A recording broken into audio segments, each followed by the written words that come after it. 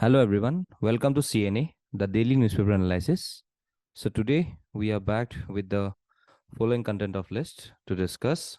But before starting, I just want to convey you all a message that if you don't wants to join our programs as well as wants to avail our offers as well as to also download our free study materials, do join the WhatsApp group as well as the Telegram group given by the link below. Okay, so do join for further updates. So now let's start with today's analysis. The first topic says about the G20 summit. Okay, तो जब हम लोग G20 बोलते हैं तो we know about the countries. It's a informal group of around 19 countries and the European Union, with representatives of the International Monetary Fund and the World Bank also joins these groups. So this G20 presidencies rotates annually and according to a system that ensures a regional balance over time. For the selection of the presidencies of 19 countries are divided into 5 groups, each having not more than 4 countries. So the presidency rotates between each group. Okay, so everywhere the G20 selects a country from another group to be president. India is group 2, which also has Russia, South Africa, and Turkey. So the G20 does not have a permanent secretariat or headquarters. So ये अभी फिलहाल news में क्यों है? Because Prime Minister Narendra Modi is set to meet several leaders at the meet in Bali, likely to invite them to 2023 summit under India's presidency. तो इस साल का जो प्रेसिडेंटशिप है, जो समिट होने वाला है, वो इंडोनेशिया में होने वाला है. तो यहाँ पे वो जाके इनवाइट करेंगे सब लोगों को, ठीक है, कि नेक्स्ट टाइम हम लोग के यहाँ पे आइए, आके G20 समिट अटेंड कीजिए. सो बेसिकली यहाँ पे हम लोग को जानना चाहिए अबाउट G7, यहाँ पे जानना चाहिए G8 और G20. तो G20 मैंने बोला already that it is around 19 countries plus the European union. Okay, और उसके अलावा you can see about the G7 countries में कौन कौन आता है? यूके आते हैं, यूएस आते हैं, France, Italy, Canada, Japan and Germany. ठीक है, और G8 में बस एक बढ़ जाता है, दैट इज रशिया. तो पहले तो G8 ही थे सब. तो जब रशिया के साथ थोड़ा बहुत अनबन चला गया तो इन लोग का, तो we can see the G7 came into existence. Okay, so now यहाँ पे जो इशू है, ये थिंग्स जो न्यूज में है, ये क्यों है?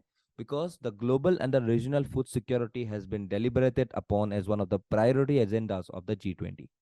ठीक है, तो यहाँ पे after Indonesia, India will directly go for this presidency, okay, around December 2022. Okay, so now यहाँ पे जो G20 के अभी फिलहाल का ग्लोबल इश्यूज है, this global issues it being the growing conflicts between the countries, the climate crisis and the economic downturns. ठीक है, तो यहाँ पे इंडिया को बहुत सारे जगह से इंडिया को ये दिखाना पड़ेगा कि how much we are concentrated towards eradicating the food as well as also to cater to the demand of the energy security. ठीक है, तो यहाँ पे हम लोग को वो सब चीज यहाँ पे दिखाना है. Okay, because today we needs to take various number of steps, be it in a global world. We have to go for investments, we have to go for food safety, we have to go for a good farming. So in these areas there is opportunity for India to steer its successful journey in moving from a food deficient nation to a food surplus nation today. How India addressed the growing challenges of food security, how the mechanisms of purchases of cereals from farmers were done during the time of COVID-19 pandemic, how we are directly reaping the opportunity to fast track the process and commitments that were started back then by the UN Food System Summits, and how we are in the Ukraine. It leads to how the Ukrainian war is directly leading to the vulnerability and the availability of all such number of exports. तो यहाँ पे हम लोग को एक cooperation करना है. तो यहाँ पे इंडिया के पास में एक चैलेंज बना रहेगा कि how the next presidency will directly go to eradicate the problems of food, the problems of security, okay, that is the energy security, and what are the types of global declarations or efforts that the whole world is directly needs to take. तो यहाँ पे मैं एक declaration के बारे में बोलना चाहता हूँ. That declaration is Matera Declaration, where in 2021 the G20 ministers recognized that poverty alleviation, food security, and sustainable food systems are key to ending hunger. ठीक है, so this Matera declaration reflects the Indian concern for the welfare of small and medium farmers, promoting local food cultures and recognizing their agricultural diversity. ठीक है, and though India has taken a many number of initiatives for combined efforts to eradicate these things, but यहाँ पे world का भी और this group of the countries का भी एक बहुत बड़ा रोल रहेगा to address serious issues of debt, economic growth, food, energy security, and particularly about climate change. तो इसीलिए यहाँ पे ये वाला चीज बहुत इंपॉर्टेंट है, जो हमारे अगले समिट में इसको अच्छे से डिस्कस किया जाएगा, और ये इंडिया का एक कैटेगराइजेशन रहेगा इन द नेक्स्ट समिट्स। ठीक है, नेक्स्ट आते हैं Eklavya schools. So recently we can see that the population criteria for the new Eklavya schools were very much impractical. It was said by a parliamentary panel. So what is this Eklavya schools? So this Eklavya schools aims to enable or avail opportunities in high and professional education courses and gain employment in various sectors. So the schools directly not only focus on academic education but also for the all-round development of the students.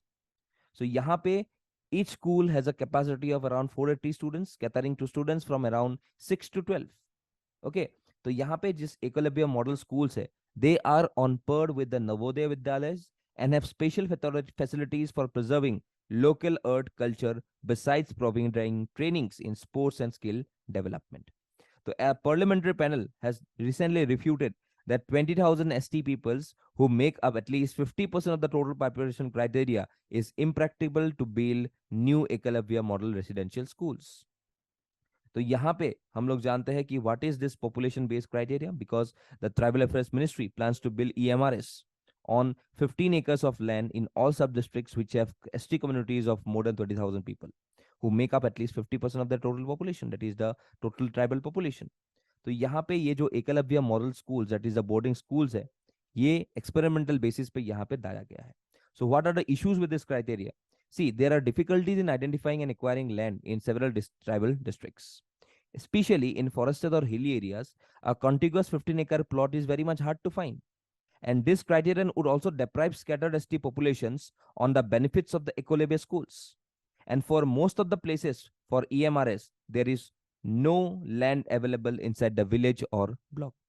तो इसीलिए यहाँ पे हम लोग का ये जो categorisation है, ये कैटेगराइजेशन बहुत ज्यादा यहाँ पे लेम है. इसीलिए यहाँ पे जो रिसेंटली यहाँ पे झारखंड के गवर्नमेंट ने, ठीक है, तो यहाँ पे डायरेक्टली रिजेक्ट कर दिया गया है. ठीक है, even they have said about that this is not a criteria of developing a Eklavya model schools. Okay, तो इसीलिए यहाँ पे ये चीज न्यूज में है, तो देख लेना what is this Eklavya model schools. ठीक है, basically you can find this in the tribal areas.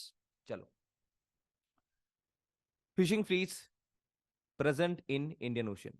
तो ये बेसिकली बोला गया है about as many number of 392 reported incidents of illegal, unreported and unregulated fishing were monitored in around 2021 compared to around 379 in 2020 in this Indian Ocean region. Okay, तो यहाँ पे बहुत सारे हम लोग को रिपोर्ट्स मिला है about incidents of illegal, unreported and unregulated fishing. ठीक है, so today we could see that around more than 200 Chinese fishing vessels have been monitored in the Indian Ocean in the first half of this year, according to our Navy, which leads to some form of illegal, unreported and unregulated fishing, which continues to be inside India's exclusive economic zone. Okay, and इसीलिए यहाँ पे हम लोग का growing concern है कि how this shippings or this fish trawlers are directly categorizing India, or how it is directly collecting every information of India in this area of Indian Ocean. So even the Chinese deep sea trawlers have also been a matter of concern for these countries in the region, including India, as they are operating far from the Chinese coast and impractical, they being present in this location. So therefore, this is directly also affecting the local maritime ecology. Okay, तो इसीलिए ये deep sea trollers जो है, ये लोग जो China यहाँ पे घुमाते रहते हैं, ये लोग चाइनीज के जो शिप्स है, जो ट्रॉलर्स है, जो फिशिंग बोट्स है, ये लोग अनरेगुलेटेडली यहाँ पे घूमते रहते, तो it's becomes a very impacted for our fisherman who is directly also going for fishing with a good number, because they are dependent on this fishing capabilities only to survive with their family. तो यहाँ पे जो Chinese के तरफ से देखो कहाँ China है, कहाँ इंडियन ओशन है, तो फिर भी ये लोग यहाँ पे आके डायरेक्टली फिशिंग करते हैं. Okay, and they also do various number of intelligence with respective to their government. ठीक है, तो यहाँ पे ये बहुत ज्यादा ग्रोइंग कंसर्न है, तो इसीलिए यहाँ पे इंडियन नेवी की तरफ से एक रिपोर्ट आया है. ठीक है, नेक्स्ट था African Nations push for funding climate change. तो यहाँ पे क्लाइमेट चेंज के बारे में बोला गया है. Obviously we know about the disappearing African rare glaciers. Okay, because African is a continent that contributes least to the global warming, yet it is going to suffer the most. Because while African nations contribute less than 4% of the global greenhouse gas emissions, the report underscored that the outside impact that changes in the climate are having on the continent is around 1.3 billion people. And the last three mountain glaciers in Africa, that Mount Kilimanjaro in Tanzania, then Mount Kenya, and the Ruwenzori Mountains in Uganda, are receding at such a rapid pace that they could disappear within 2 decades. तो ये सोच सकते हो, तो ये क्या हो रहा है डायरेक्टली यहाँ पे जो माउंटेन ग्लेशियर्स है, किलिमांजारो जो very important mountain range of Tanzania, तो ये डायरेक्टली वैनिश होते जा रहे हैं. तो ऐसे ही वैनिश होते रहेंगे तो 2 डिकेड मतलब 20 साल में ये डायरेक्टली खत्म हो जाएंगे. So also there is a change that is a sub Saharan Africa में क्लाइमेट चेंज देखने को मिला गया है. ठीक है. So the cost of adapting to climate change in Africa will rise gradually per year by around 2050. Also, the Indian Ocean island nation of Madagascar is one where famine-like conditions have been driven by climate change. The parts of South Sudan are seeing the worst flooding almost 60 years. Okay, तो देख सकते हो कहाँ कितना कितना locations में climate change का effect आ रहा है. ठीक है, मदागास्कर को देखो यहाँ पे, ओके, सोमालिया को देखो यहाँ पे, ओके, साउथ सुदान को देखो यहाँ पे. All these areas are directly vastly affected by this climate change, and this is having a major impact on disaster warnings for millions of peoples in Africa. Okay, so this glacier ice caps and continental ice sheets, which covers around 10% of the Earth's land surface, are at present times, whereas during the ice ages they covered about 3 times the amount today. तो आज सोच सकते हो कि कैसे gradual decline हुआ है and कैसे ग्रेजुअल डिग्लेशिएशन हुआ है of this glaciers. So what is the causes of this deglaciation? It is the global warming, ocean warming, rapid industrialization. ये सब कारण है. So therefore, today we need to have cooperation with increasing African representation, and also we should mobilize more and more number of climate finance so that we could adapt and mitigate such number of plans which can lead to the control of this climate change, which is also trapping or which is also pushing this country of Africa into shackles. So for that, you require a significant, accessible and predictable inflows of green financing to the countries of Africa.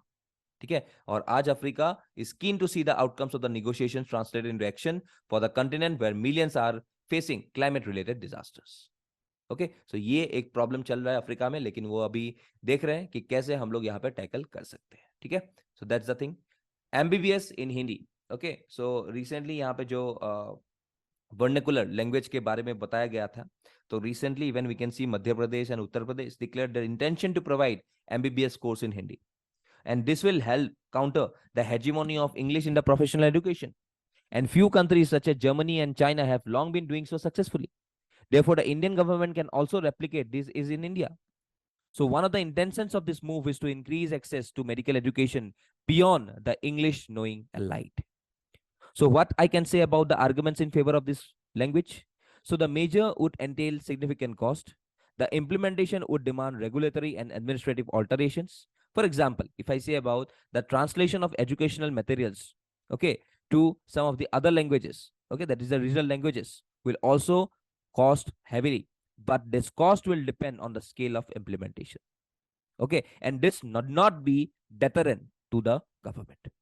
So an argument advanced by critics is that this measure is fueled by misplaced nationalistic sentiments, and this could erode the competitive advantage which Indian graduates have in global scientific arena.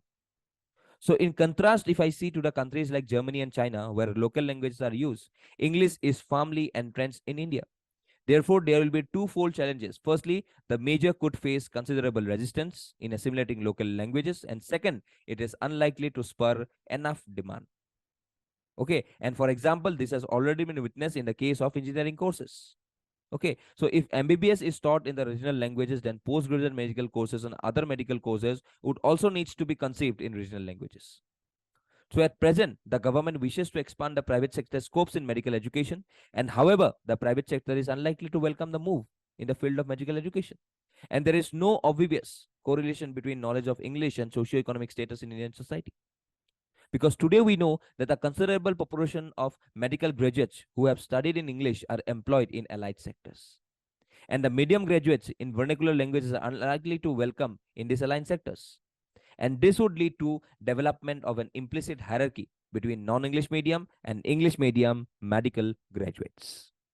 तो इसीलिए यहाँ पे हम लोग को देखना पड़ेगा कि how we should go for a select few languages with large following should be optimum middle path, because it will incorporate basic English skills in the curriculum. And therefore, we should see that vernacularization is one of the many reforms in medical education, and many other measures requires political attention too. तो ये खाली medical में करने से नहीं होगा. So obviously we should start providing paramedical courses in the regional languages. So such paramedical courses are often less mobile and functions closer to the patients. So खाली doctors को ही यहाँ पे हम लोग वर्नाकुलर लैंग्वेज में पढ़ाने से नहीं होगा. यहाँ पे जो पैरामेडिकल्स हैं, टेक्नीशियंस हो गया, नर्सेस हो गया, ठीक है, उनको भी हम लोग को डायरेक्टली यहाँ पे पढ़वाना पड़ेगा about in Hindi, about in regional languages. तब जाके यहाँ पे हम लोग कोई असर देख पाएंगे. ठीक है, तो ये था about this issue that is currently going on. Saving the precious. तो यहाँ पे जो ग्राउंड वाटर रिसोर्सेज के बारे में बोला गया है, okay, the dynamic growth of or dynamic implementation or exhaust of this groundwater resource assessment. So recently we could see that an assessment report of the groundwater by the Central Groundwater Board and the states or UT was released recently under the Ministry of Jal Shakti. ठीक है, and यहाँ पे बोला गया है कि India is the largest user of groundwater, that is around 1/4 of the total withdrawal, and 87% of gigawatt is used for irrigation. So as groundwater extraction has declined and the number of overexploited units has decreased. So today, currently, we could see 67% of gigawatt units are safe, and around 14% are overexploited, and around 4% are critical. So today we know about the regions where extraction is very high, basically in Haryana, Punjab, and Rajasthan. So what are the reasons for use of this groundwater? Erratic monsoon, क्योंकि यहाँ पे monsoon हम लोग का continuous नहीं है, okay, droughts आता है, okay, and therefore it leads to the extraction of the groundwater. तो यहाँ पे subsidy है, yeah, because the low prices or free electricity offers an incentive for the unchecked lifting of this groundwater. And the vast majority of groundwater pumps are unmetered, and if charged, are billed at a flat, non-volumetric, and highly subsidized tariff. Also, we are focusing about green revolution, because the green revolution caused the overuse of groundwater, which started back then during the time of 1960s and 70s. Also, we are growing more and more number of water-intensive crops such as rice and sugarcane. Okay, because rice and sugar canes provides us with the minimum support price, which encourage farmers to produce such number of water intensive crops where a lot many number of groundwater is required. ठीक है, so what are the problems associated with this rampant use? तो यहाँ पे it lowers the water table, it reduces the water in streams and lakes. Also land subsidence होता है यहाँ पे. Okay, also there is an increased cost for the users, deterioration of the water quality. Okay, it interrupts the water cycle. यहाँ पे salt water के contamination होते हैं, and it ultimately impacts the food security. So therefore today the effective answer is to groundwater crisis is to integrate conservation and developmental activities from water extraction to water management, and awareing and making communities understand about the need of groundwater and involving them fully is therefore a critical for the success of this groundwater. And तभी हम लोग जो future में for the future generations only we could save this groundwater so that they could also utilize the amount of groundwater that what their forefathers has directly used. ठीक है, तो अभी देख लो यहाँ पे कि हम लोग का हालत क्या हो गया कि in this total water and water resource defined for the entire country is around इतना है, okay, out of which the quantity extracted was around itna. So the 2022 assessment suggests that ground extraction is lowest since when it was 231 BCM. तो कहाँ से कहाँ तक पहुंच गया, तो देख सकते हो. तो this is the scenario today, and therefore to save this groundwater is a very important phenomena to balance that water table in our ecosystem. Okay, so that's all for this tutorial. Okay, so we have got this 5 number of MCQs. Please do attempt these MCQs and do attempt this mains question. Okay, and send it to us via WhatsApp as well as Telegram channel. So do join also these channels for the latest updates and also for some of the free study materials. So that's all for today. Thank you and Jai Hind.